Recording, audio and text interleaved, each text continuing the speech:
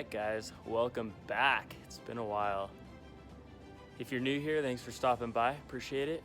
Today is an exciting day because we are going to be installing that.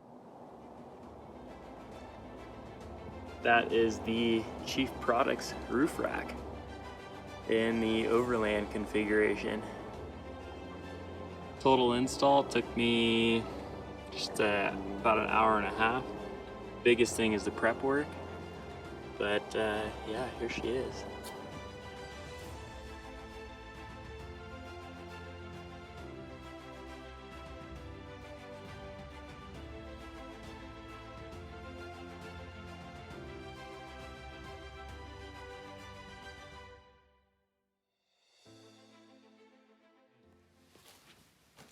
First thing you want to do is set these up, and then these are the corner mounts. We're going to be putting those on here first. First step is prepping the rails, and it's pretty straightforward. Chief gives you the mounting brackets, and then this is how the bolts go in.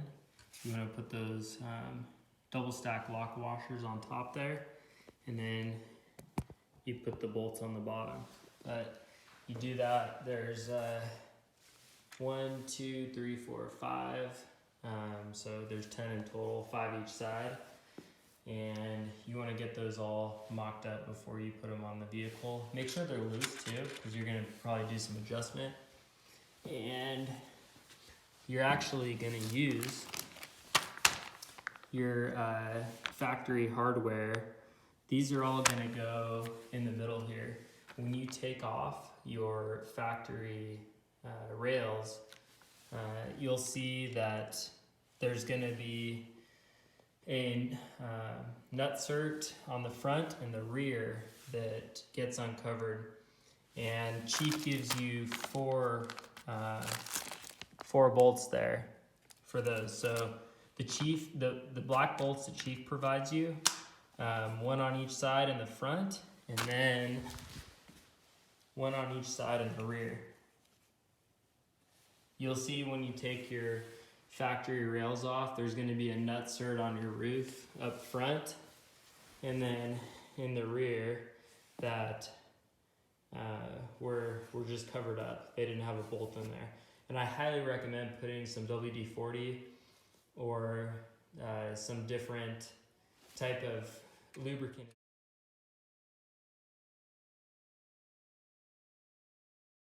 All right. As you can see, we got the wind noise suppressors installed. That's one of the prep steps. So what you're gonna do is measure 80 millimeters here, and then 80 millimeters down here from edge to edge. And as you can see, these wind suppressor blocks, they want them in the middle of the line right there, and then right there. And then you want to evenly spread them apart here.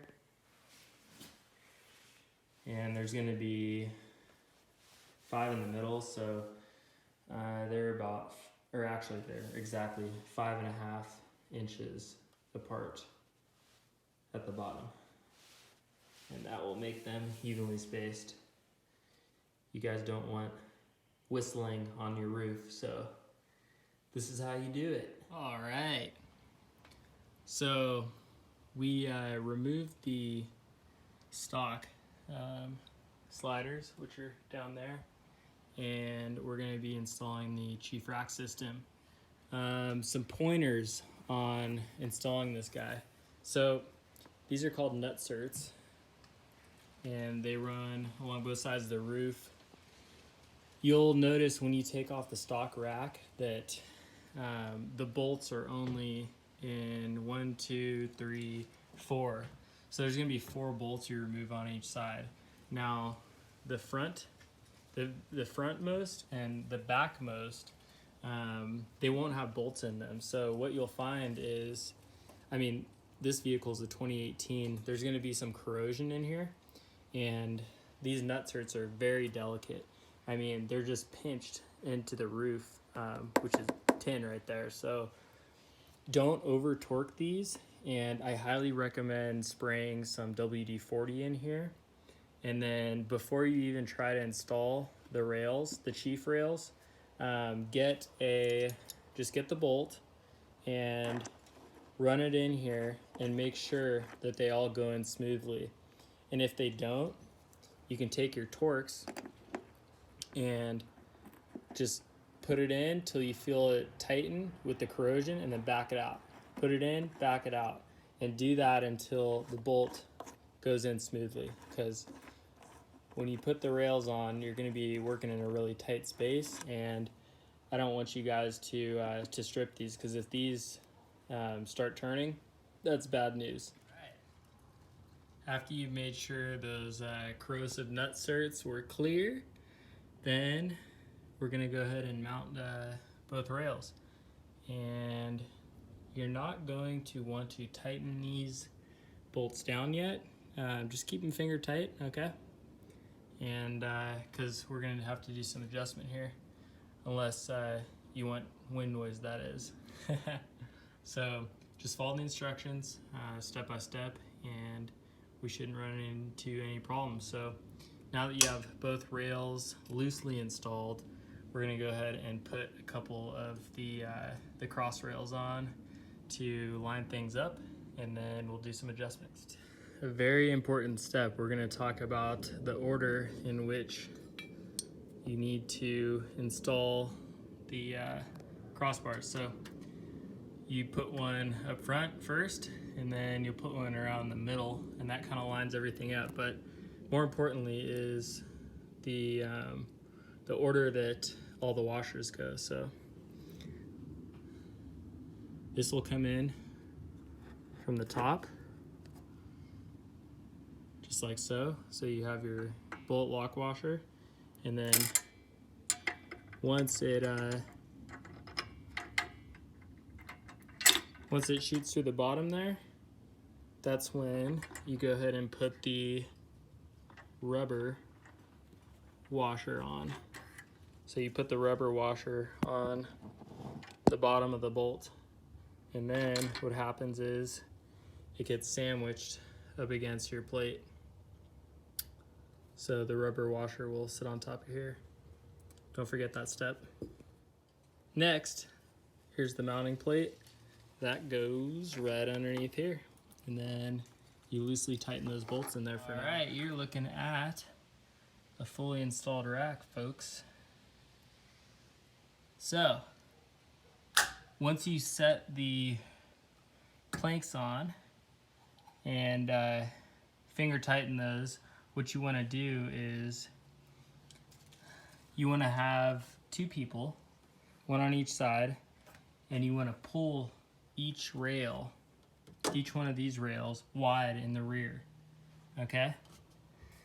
And then up front, you want to push them narrow together. So wide in the rear as far as they go, so you pull in the rear, and then in the front you want the rails narrow, so you have someone on the other side and you want to push on each side right here until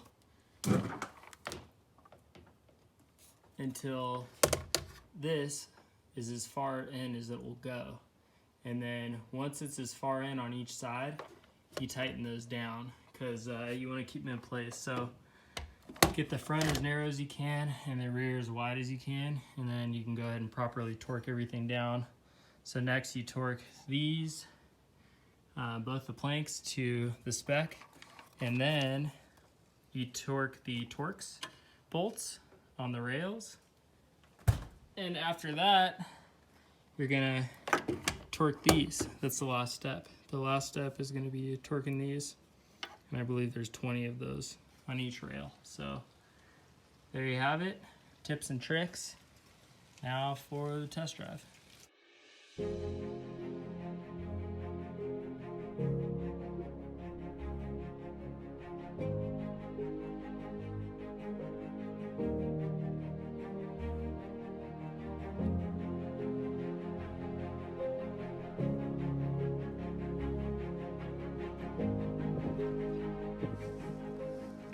These are the mounting brackets to mount anything down. They're so easy to put in these. They actually sit in these rails right here, and there's a very sturdy plate underneath there that holds it in. In these two hex, you just loosen these up and it slides along here. Super easy. Also, I just did a trip to Moab and did about 80 on the highway. No wind noise, so that's awesome. Thanks to these little guys down here. These are the air deflection fins.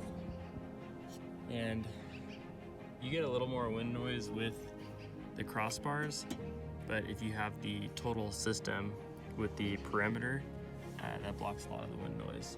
But it is not bad with this at all. I can barely hear it up there.